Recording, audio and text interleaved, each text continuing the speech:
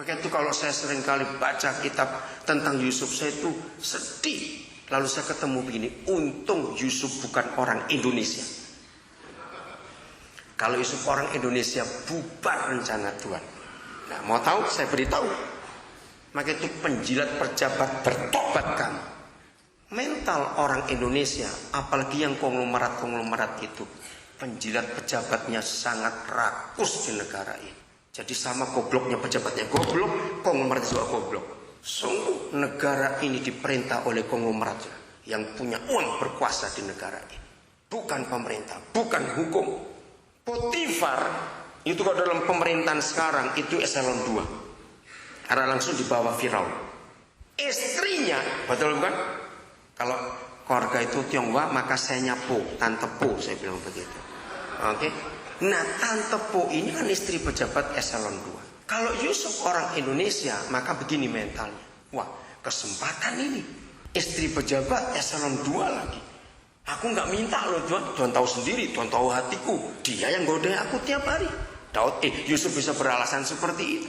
Bayangkan kalau Yusuf orang Indonesia, lalu dia mengiyakan ajakan itu. Pasti nasibnya akan jauh lebih baik saat itu. Jawab ya atau tidak? Istri Potifar akan mengubah nasibnya. Untung Yusuf bukan orang Indonesia. Tepuk tangan buat Yusuf. Artinya jangan tepuk tangan buat bangsa sendiri. Itu maksud saya. Karena hancur negara ini, saudara. Sampai kita ke Babilonia. Ketika hancur negeri itu, kembali 3-4 orang benar, masih ingat? Yang dipakai. Jadi saudara, ketika negara bangsa kita sedang hancur seperti ini, maka itu Tuhan gak pernah urusan. Siapa yang akan memerintah? Saya ngaku, banyak orang. 2 kali pemilu ini saudara, 2004-2009. Kami sekeluarga di Nabirik dan banyak tim lain itu nggak dapat surat suara. Kami nggak pernah dapat. Kami sudah datang ke kelurahan kami, katanya sudah ada, tapi di mana? Nggak pernah dapat. 2 kali pemilu. Jadi banyak golput bukan karena milik golput, karena dibuat. Sebab surat suara sudah bisa dibeli di negara ini. Jadi banyak yang nggak dapat. Ayo kalau saya tanya, tolong di syuting ya, jujur. Siapa yang 2 kali pemilu 2004-2009 nggak dapat surat? Angkat tangan. Ada berapa orang di sini? Ayo 1, 2. Tolong syuting supaya tahu itu pemerintah ini. 3. Siapa lagi? Nah, ada beberapa, lihat itu. Kami datang karena kami ini warga negara. Nggak diperhatikan. Saudara bisa bayangkan. Maka itu Tuhan nggak pernah sibuk. Siapa yang duduk di pemerintahan enggak? Sebab Papa akan sibuk dengan gereja. Katakan amin. Papa akan sibuk dengan gereja. Oke, saya lanjutkan. Ketika bulan Juli yang lalu, Indonesia dikagetkan dengan 2 hal. 1, ada usulan untuk memindahkan ibu kota negara. Betul bukan? Sibuk semuanya. Kalau saya ditanya, saya bilang pindah ke Nabiri saja, tanah masih luas. Biar tahu rasanya Jakarta mahalnya ke sana kayak apa. Oke. Yang kedua, dulu negara Indonesia sedang sibuk. Masih dengar kata redenominasi uang? Wah, sibuk semuanya itu. Nah, terus ada yang iseng, kok bisa? Memang akal orang Indonesia pintar sekali. Gitu tuh cepat gitu. Wah, kalau semua diredenominasi, maka Ibu Megawati jadi Kilowati. Saya bilang ini orang mikirnya hebat juga. Kan Mega nolnya kurang 3 jadi kilo. Saya nggak tahu yang nulis itu siapa begitu. Oke, kita nggak sibuk redenominasi urusan pemerintah sudah. Tapi memindahkan ibu kota ini hal yang penting sudah. Artinya begini, itulah tugas kita juga, pindahkan surga ke bumi. Amin, pindahkan surga ke bumi. Cuma itu saja.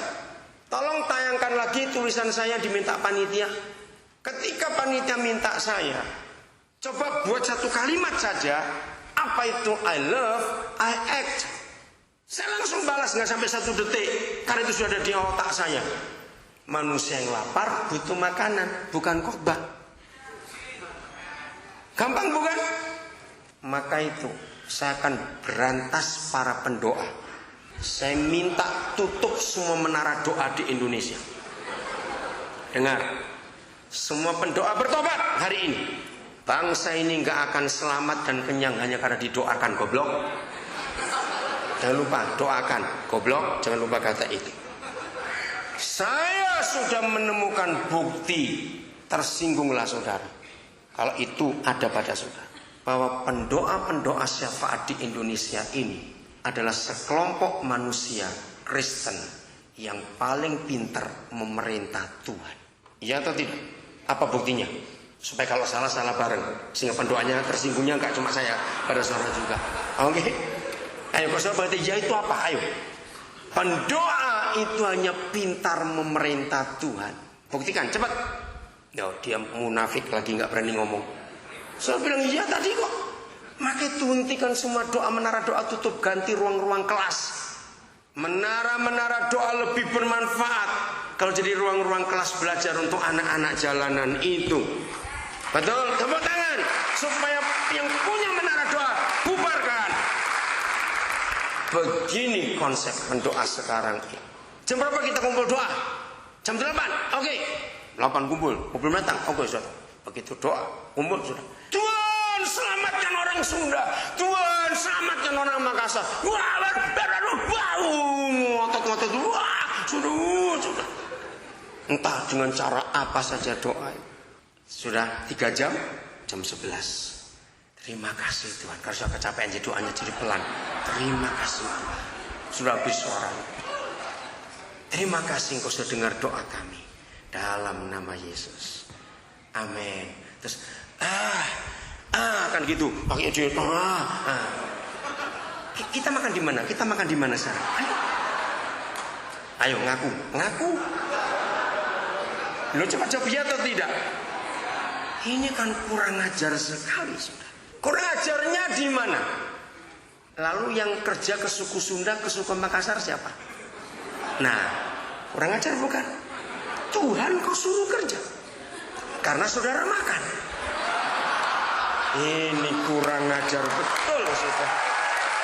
Maka itu bubarkan menara doa, itu bohong semua.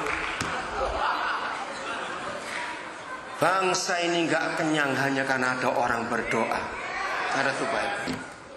Kalau saudara mau berdoa, berdoalah seperti Abraham. Dengarkan, doa Abraham itu doa berunding. Saya belum pernah menemukan di Indonesia ada pendoa berunding dengan Tuhan. Sebab hobi kita cuma merintah, kita tidak bekerja. Harusnya berunding. Jadi begini, setelah mendoakan Sunda, mendoakan Makassar misalnya, amin. Ayo sekarang kita ngomong. Kita mau mulai dari mana untuk Sunda? Ayo ngomong terang-terang. Mulai dari mana? Oke, setelah tahu dari mana, ukur kekuatan kita dengan melihat yang mana tadi itu ada apa. Ngerti maksudnya? Perlu apa? Setelah tahu ada apa dan perlu apa, maka para pendoa ini tadi, nah saya sudah mulai kerasa ini. Ada yang bantah. Loh kan panggilannya beda-beda. Awas kamu bilang panggilan beda-beda. Cari di Alkitab. Semua perintahnya sama. Pergilah kamu, bukan duduklah kamu, goblok. Dengar itu baik-baik. Betul? Perintah yang Yesus beri adalah pergilah kamu. Nggak ada suruh duduk. Apalagi suruh merintah Tuhan. Tidak ada. Jadi ukur kekuatan pendoa ini. Siapa punya uang, siapa punya skill, siapa punya ini, siapa punya itu. Ngerti enggak? Jadi kalau saudara mau jadi pendoa yang benar, berdoalah seperti Abraham, berunding dengan Tuhan. Bagaimana ini Tuhan? Ini bagaimana? Jangan cuma merintah. Kalau itu saya setuju. Betul? Tanya, lalu bagaimana? Oh, ada banyak kisah tentang doa. Orang cuma nyebut nama. Oh, saya doa pakai puasa Esther. Puasanya saja, tapi aktivitasnya nggak dibuat. Ingat, Esther kan nggak cuma puasa. Setelah puasa dia ngapain? Masuk ke istana.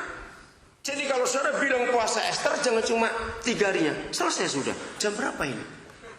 Kurang 10 menit, katanya jam 12 kok saya kasih waktu. Oh iya betul, kurang. Bentar lagi. Maka kita harus bertindak, saudara. Amin. Jangan cuma berdoa saja. harus bertindak. Ada yang